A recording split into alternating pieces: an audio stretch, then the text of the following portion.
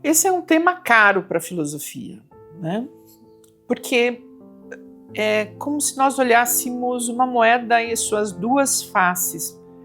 Quando a gente fala de vida, a gente necessariamente fala de morte. Quando a gente fala de morte, a gente necessariamente fala de vida. Então, existe uma relação de complementariedade. Oi, eu sou Cíntia Próspero e esse é o canal em que a gente discute, conversa sobre filosofia, sobre educação, sobre temas variados. A morte, ela é sempre uma referência para a vida. Tem uma série que eu gosto muito, chama The Good Place, que vai falar sobre isso, né? Como que nós...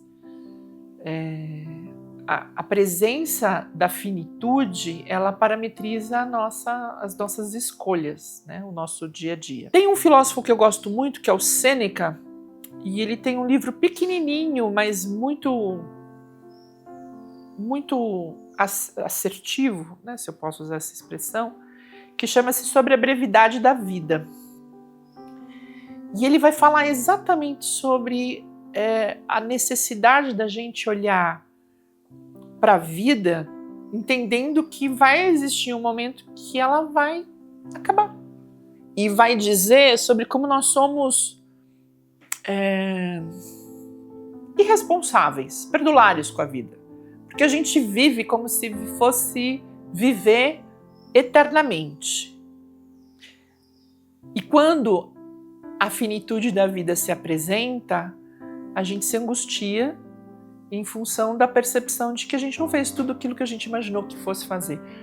A gente vai sempre adiando, né? Então, no próximo mês, no próximo ano, na próxima década. Então, existem na filosofia muitos autores que vão trabalhar com a questão da morte. O Sócrates, por exemplo, vai dizer que a gente não morre. Na verdade, o que morre em nós é a nossa realidade material. A nossa alma, ela é eterna.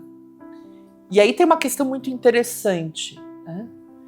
Que se a gente parte desse pressuposto socrático de que a gente guarda na alma a nossa eternidade, a nossa relação com o mundo também se modifica. Se aquilo que eu faço vai trazer consequências eternas, eu repenso o que eu faço. Que é o contrário da percepção da finitude, né, dessa realidade materialista. Então, se existe uma finitude material, então tudo que eu fizer em algum momento vai acabar e, portanto, eu não vou ter que lidar com essas consequências. Então, falar da morte é falar sobre as escolhas da vida. Eu me lembro a minha irmã, quando ela tinha 7 anos de idade, quando ela perguntou sobre a vida, né, e sobre a morte, e ela ficou extremamente impactada. Eu lembro que ela chorou muito quando ela descobriu que a vida é finita.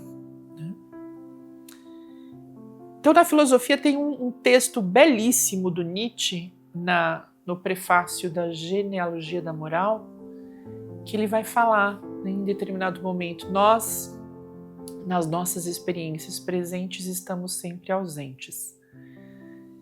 Então, o problema da morte é que ela chega e a gente não se prepara para ela.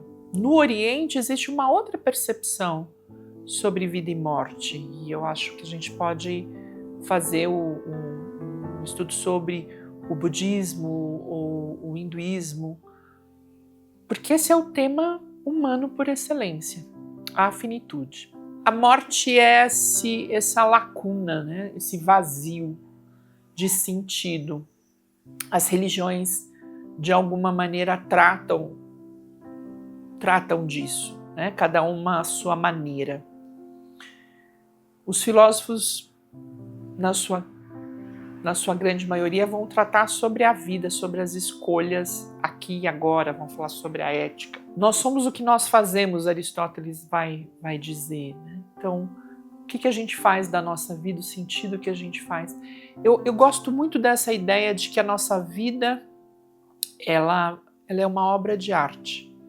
Então, a gente vai esculpindo com as nossas escolhas essa obra. E quando a gente finaliza essa obra, a gente entrega para o mundo, né, o nosso legado. Porque acho que é importante a gente entender que a gente não...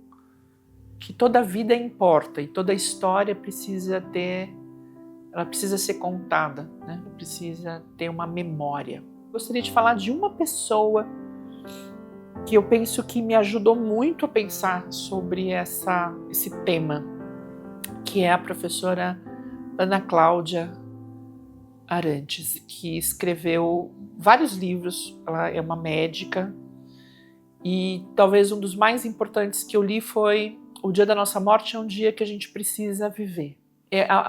O dia da nossa morte é um dia que precisa ser vivido, assim como todos os outros dias, né? E então ela é alguém que está no campo da medicina, mas também está no campo dessa discussão antropológica sobre vida e morte, e está no campo filosófico. Então eu gosto muito dos livros e das reflexões que ela traz. Se você chegou até aqui nesse canal, estando neste ou em qualquer um dos multiversos, se inscreva, acompanhe o nosso trabalho. Até a próxima!